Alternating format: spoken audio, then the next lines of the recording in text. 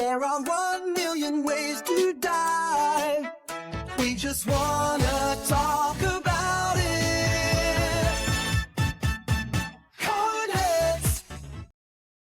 Good morning, afternoon, or evening to everybody. Welcome back to Codeheads. We have a great topic to bring to you today, don't we, Bridget?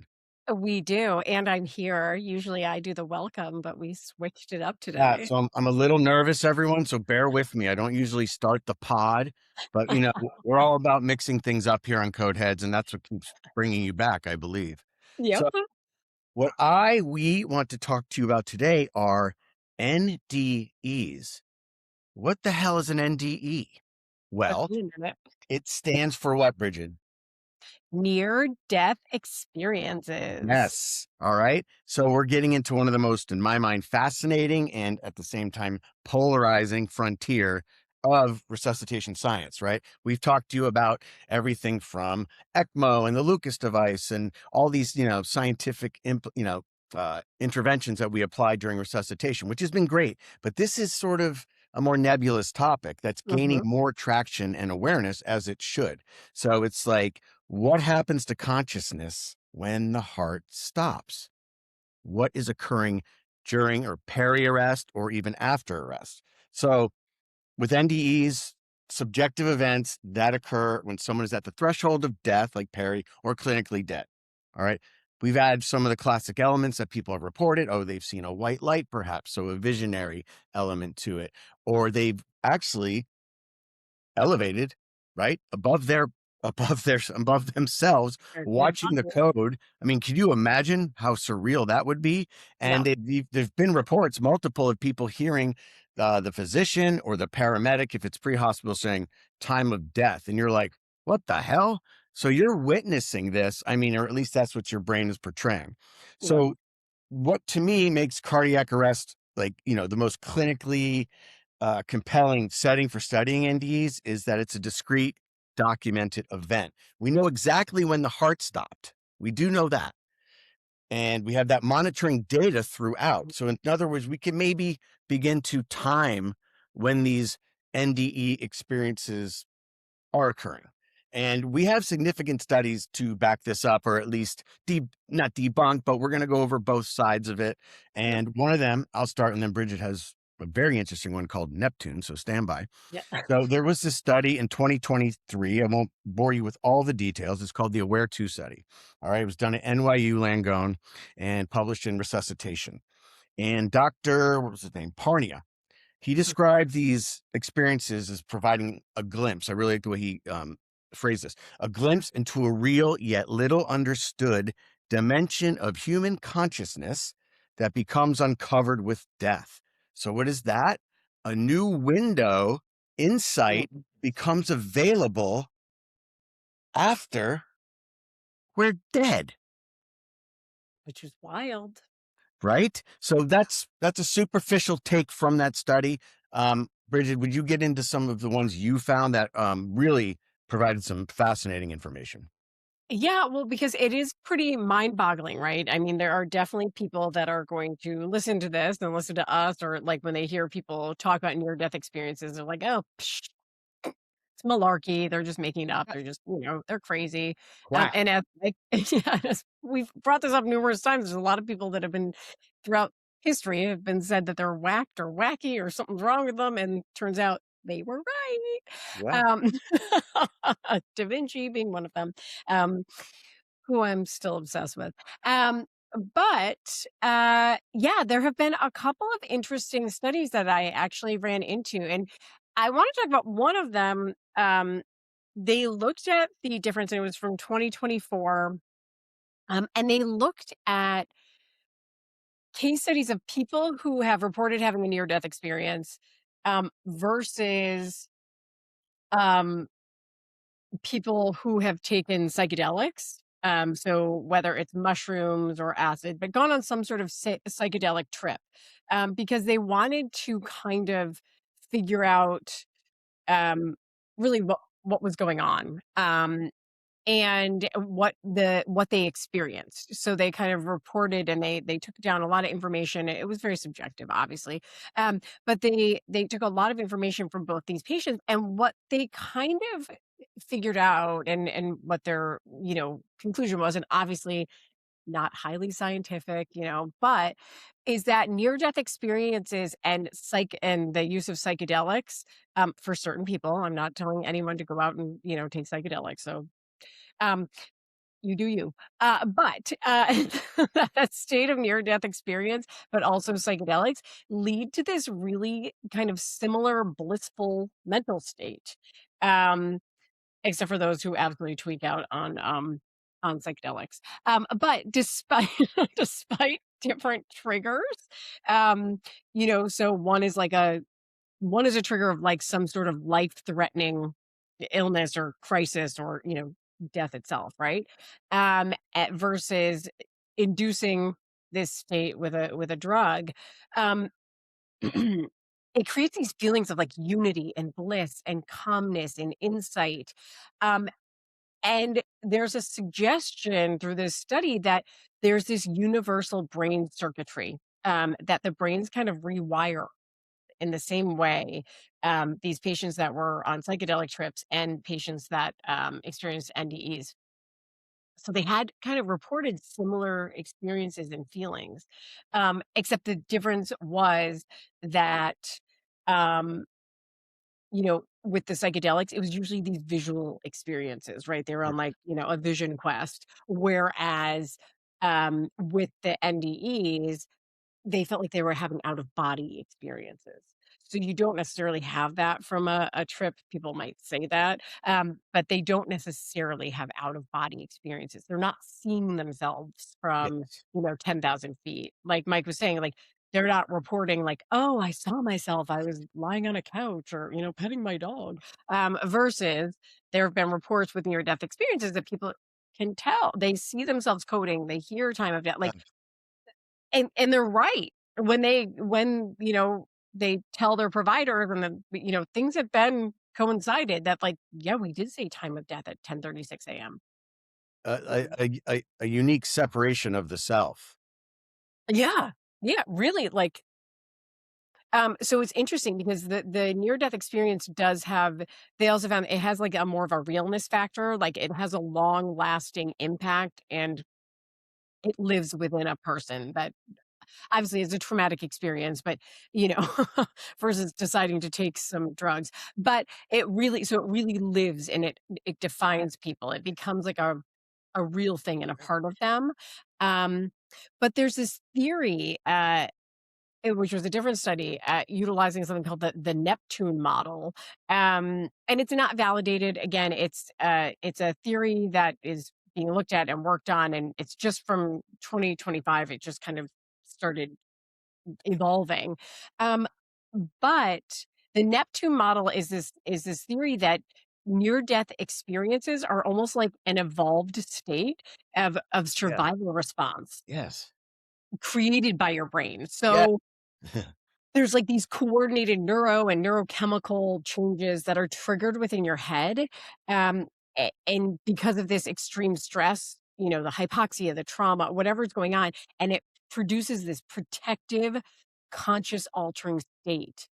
So there's something called a 5-HT1A receptor in your brain, and that makes you exceedingly calm, and it creates like an analgesic effect, and it dissociates you. So it's an increased genetic activity, and that's what like basically makes you feel so calm and blissful, and you're dissociated, right? So that can help you like see it from a different angle, like I'm not in my body, this is just happening. Right. But then the HT2A, activation that's also in your brain can generate the visual effects that patients are seeing. So it's interesting how theoretically this Neptune model is really that there's a reason that this happens when you are in a trauma, when all this stuff is happening, it's to protect you. It's to protect and kind of prevent initial PTSD, to allow you to be in a state that they can work on you. You're not like stressed out and freaking Yeah. out and, all these things, you're kind of just like, "Oh," so we can actually work on you, help you, fix Wow. you. Um, but you also have these near death experiences. I Um, mean, that's actually a really interesting insight, and that speaks to when, the I've read about many people's reactions to their NDE, and if we just specifically isolate the one I mentioned where they rise above, their bed, their stretcher, and they look down.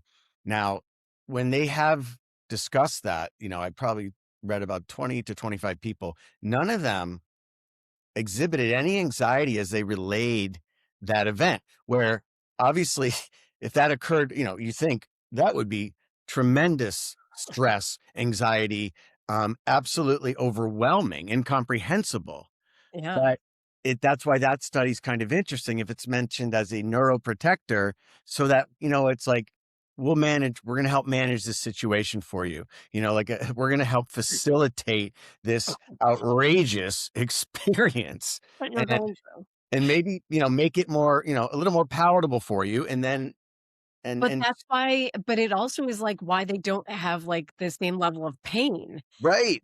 and they don't have fear, and it has more of a profound meaning for them, but it's like, I feel like we always say, like, "Oh, they're just in shock. They're in this shock state." Yeah. Yeah. I think there's something to that too, but maybe that shock state could be related to these receptors, also. Yeah, I think there's more to it, and Oh obviously, yeah. I'm a neurologist and, I don't know every little detail of every little thing that goes off in your brain, but, you know, there's a reason you go into a shock state too when people don't talk and they don't, after an accident, they're like, "What the hell just happened?" And Right. I think part all of that has a greater reason and meaning. Um, so from a science standpoint, but then from a near-death experience standpoint, I think it is a wild concept that people are able to see their own deaths, hear their own deaths, like, it's happened, Yeah. and for those of them that are like, I've heard many different recounts of patients saying, "Oh, well, I went up and they said, 'Nope, you're going back.'" Right. I Yeah. saw my uncle and he said, "It's not your time yet," whatever, and then Very common. Very common. and, the next thing they know, they're awake, they're here, um and you're right, they don't talk about it like, I feel like I would be like, "Oh my god, and then this happened, and this and then I saw my Uncle Larry, and he was like, Institutionalized. no!" It'd be institutionalized. I mean, that was like to separate the self and seeing yourself die and to hear people talking about you and just, Yeah. intense is an understatement. So Yeah, so that when I is think about it, it gives me anxiety, but then right. it's like people are so calm about it and so, like because it becomes a part of them. Yeah, and it really is remarkable the detail that they remember as well. And Mm, this is not a deviation so much, but I did read about this. It's kind of telling people, be careful what you say when you are treating these patients in this situation.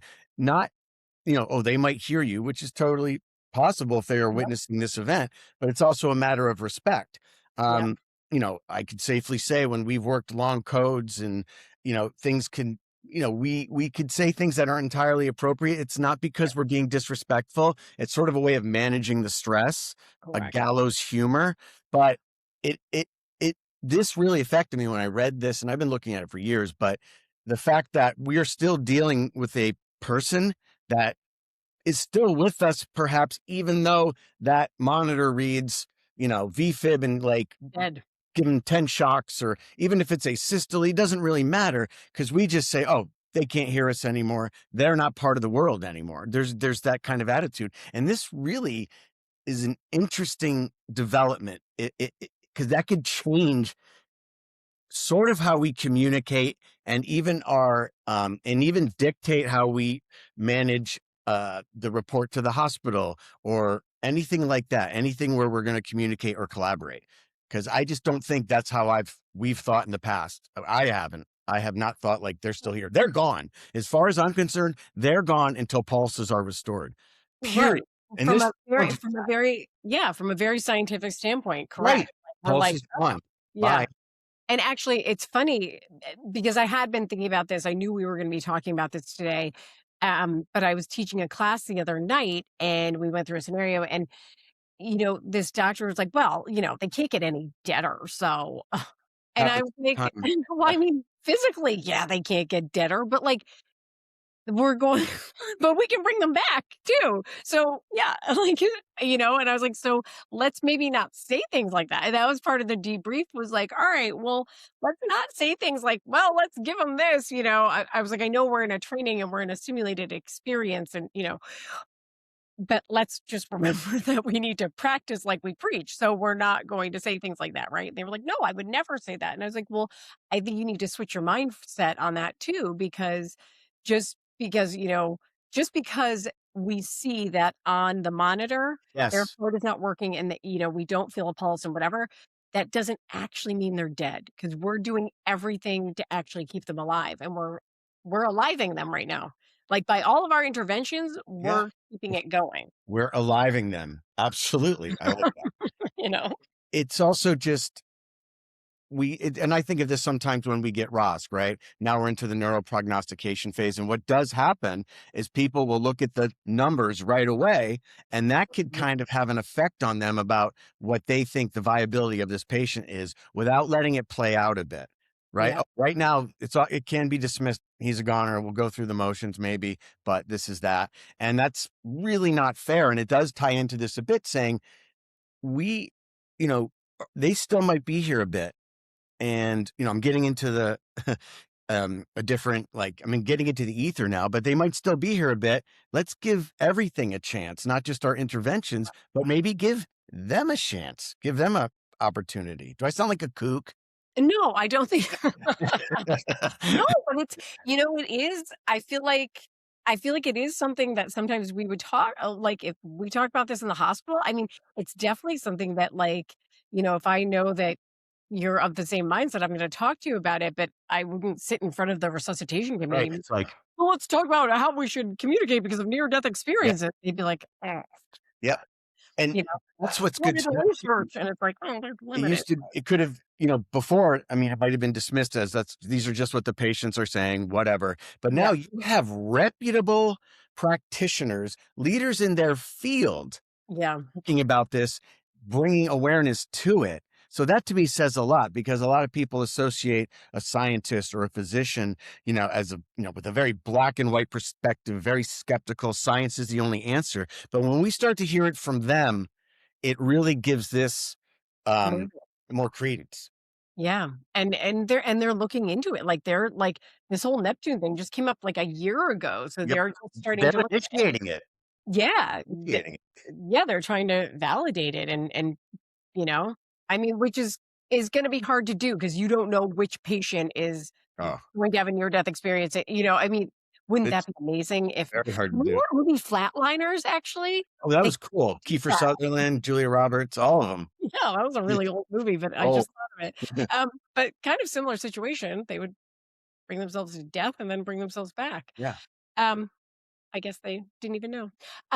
That would But be a it trial. That'd be a good study, right? If we could get who people to wants to volunteer die, and then we'll try and bring you back, and then tell us what happened. Um, but that would skew it, right? Because they know what was going to happen. that would skew it. It's a They good would point. have to be like, "Hey, do you want to be part of this research study?" And then they'd be walking in and be like, "Boom!" and knock 'em down. You won't even, yeah. Don't Some worry sort about of it. trauma. It'll be good. Yeah, massive chest trauma, and then Look at you. just tell us what happened. No, but it's an interesting concept and we'll never be able to like, know who's going to have it, but it is interesting those who have it. And it definitely puts credence and it puts, merit to the experiences that people have had and that they will continue to have. And also, open a door that there needs to be more research. And I do think that you're right. We need to think about the way we practice and what we say. I think we do try to be very respective. Oh, yeah. It's the exception. And again, it's not personal. Do you know what I mean? It's not Yeah, personal if we start speaking like that. It's really a way for us to cope. right, But right. nonetheless, yeah. Um, You know what it's kind of reminiscent of? I just thought of this. So it's like UFOs, and now they have a different name, but um, UFOs. And hmm, now we have, over the past several years, Navy pilots who, you think of them as black and white. There's answers, math, data. Yeah. And when they start to speak about it, it to me is similar, akin to these respected physicians speaking about this. So we're talking about sort of these taboo, if you will, topics that are now being endorsed, or at least at the very least recognized by um, those that we might not normally think would be, into it, might just deny it just right Yeah. away. Yeah. 'Cause 10 years ago, they'd be like, whoa, Bridget, Yeah. but she's crazy. Oh, they But still do. well, yeah, I know. Whoa, I Bridget. know what they say. Um, but no, but it's really interesting. And so I think I think we'd love to hear from people if you guys have experienced a near death experience, or if Love you to hear that. yeah, yeah, we would love to hear if you've had one. Come on the show, because we're gonna Yeah. do another part to this, in fact, down the road. Yes, for sure. But also, like, what are your thoughts on it? What do you guys Uh, think about it? Do you think we're crazy for even talking about this? Um, but we wanted to get perspectives. Do you think we should change our practice based on this? So drop us a line. Let us know what you think. And yeah, that's it for us Codeheads today. we will be back, though, next week. Always. You can count on it. Can't make us. Oh. There are 1,000,000 ways to die. We just wanna talk